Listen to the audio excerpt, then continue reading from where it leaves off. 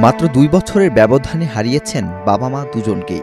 মাথার উপর নেই অভিভাবকের ছায়া, সংসারে নিত্য অভাব অনটন। প্রাইভেট কিংবা কোচিং করার সামর্থ্যও ছিল না, তবু থেমে যায়নি অরিত্র সরকারের স্বপ্নযাত্রা। প্রতিকূলতার সঙ্গে লড়াই করে নিজের অদম্য ইচ্ছাশক্তি আর কঠোর পরিশ্রমে এবার এসএসসিতে পেয়েছে জিপিএ 5।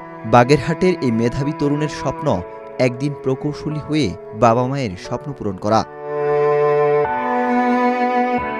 বাগেরহাট শহরের শালতলা এলাকার টিনশেডের ছোট্ট একটি ঘরে দুই ভাইয়ের বসবাস। অরিত্র ছোট। একসময় বাবা উৎপল সরকার টোলপুর চা পানের দোকানের আয়ে চলত তাদের সংসার।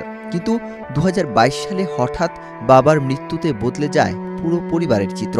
এর ২ বছর পর বড় ভাইয়ের এসএসসি পরীক্ষা চলাকালীন মারা যায় মা নমিতা সরকারও। বাবার রেখে যাওয়া দোকানটি অর্থের সংকটে ভাড়া দিতে না পারায় সেটিও বন্ধ করে দিতে হয়। লেখাপড়ার খরচ চালাতে শুরু করেন প্রাইভেট পড়ানো। তবে এসএসসি পরীক্ষার সামনে আসতেই শিক্ষার্থী পড়ানো বাদ দিয়ে পুরোপুরি মনোযোগ দেন নিজের পড়াশোনায়। প্রতিদিন ৮ থেকে ১০ ঘন্টা পড়াশোনা করেছে অরিত্র। এরপর বাগেরহাট আদর্শ মাধ্যমিক বিদ্যালয়ের বিজ্ঞান বিভাগ থেকে এসএসসি পরীক্ষায় অংশ নিয়ে অর্জন করেছে জিপিএ 5। অরিত্র জানায় বাবা মায়ের স্বপ্ন ছিল সে প্রকৌশলী হবে। বড় ভাই, আত্মীয় স্বজন ও শিক্ষকদের সহযোগিতায় এত দূর আসতে পেরেছে সে। তবে উচ্চশিক্ষার খরচ চালিয়ে যাওয়া নিয়ে এখন দুশ্চিন্তায় রয়েছেন তিনি। আমি সাধারণত দিনে ৮ থেকে ১০ ঘন্টা পড়াশোনা করছিলাম, কিন্তু যখন পরীক্ষা চলে আসে তখন আমি দিনে ১৬ ঘন্টা করে পড়তাম।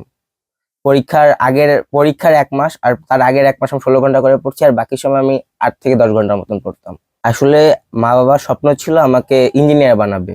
তা ইঞ্জিনিয়ার হওয়ার জন্য অবশ্যই কোনো একটা ইঞ্জিনিয়ারিং কলেজ হিট করতে হবে, যেমন বুয়েট, কুয়েট, রুয়েট এরকম যে কোনো একটা হিট করতে হবে। তা হিট করা হয়ে গেল, তা এটার পড়ালেখার জন্য তো একটা খরচ ব্যয় করতে হয়। তা এই খরচ তো সকলের আর সামর্থ্য থাকবে না, কারণ কিছুদিন পরে সবাই তাদের চাকরি থেকে রিটায়ার্ড হয়ে যাবে। মা মাসিরা দেখছে, কিন্তু কিছুদিন পর তো তাদেরও সামর্থ্য থাকবে না। তো এই বিষয়ে যদি গভর্নমেন্ট এবং সমাজের যে বৃত্তিধারী লোকজন রয়েছে তারা যদি আমাদের পাশে দাঁড়ায়, তাহলে আমি হয়তোবা আমার ইচ্ছাটাকে পূরণ করতে পারবো। তার বড় ভাই অর্ণব সরকারও চান ছোট ভাইয়ের পড়াশোনা যেন কোনোভাবেই বন্ধ না হয়। তিনি জানান বাবা মায়ের স্বপ্ন পূরণ করতে অরিত্রকে প্রকৌশলী হিসেবে দেখতে চান। এজন্য সরকার ও সমাজের বিত্তবানদের সহযোগিতা কামনা করেন তিনি। আমার ভাইয়ের রেজাল্টে আমরা সবাই গর্বিত, এবং আমি চাই যদি সরকার আমাদের পাশে দাঁড়ায় বা সমাজের গণ্যমান্য ব্যক্তি যদি আমাদের পাশে দাঁড়ায়, তাহলে হয়তো আমি আর আমার ভাই আমাদের দুইজনের যে সামনের যে আমাদের যে ভবিষ্যৎ সেটা আরো সুন্দর হবে।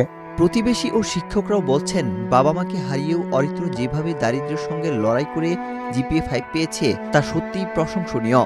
তাদের প্রত্যাশা অর্থের অভাবে যেন এই মেধাবী শিক্ষার্থীর পড়াশোনা থেমে না যায়। সে অদম্য সাহস এবং সততার সাথে এবং ভদ্রতার সাথে পড়াশোনা করে সে গোল্ডেন এ প্লাস পায় এবং মার্কও অনেক সুন্দর পায়। অধিকাংশ সাবজেক্টেই সে 90+ মার্ক পেয়েছে। আমি ভবিষ্যতেও সে আরও তার সুন্দর এবং সুন্দর ভবিষ্যৎ কামনা করি। সরকারের কাছে এতটুকু আমার আবদার যে দুটো ভাই যেন ওদের সামনের ভবিষ্যৎ, একজন ইঞ্জিনিয়ার হতে চেয়েছে আর একজন অ্যাডভোকেট উকিল হতে চেয়েছে, এই দুটো স্বপ্ন যাদের ওদের জন্য পূরণ হয়, এটা আমার সরকারের কাছে এবং আমাদের বিত্তবান যারা আছে বা আমরা সবাই যারা আছি ওদের আমরা পাশে এসে দাঁড়ালে হয়তোবা এই দুটো ভবিষ্যৎ সামনে আমাদের বাংলাদেশ কেন বিশ্বের জন্য অনেক কিছু ভালো কিছু বয়ে আনবে বলে আমি মনে করি।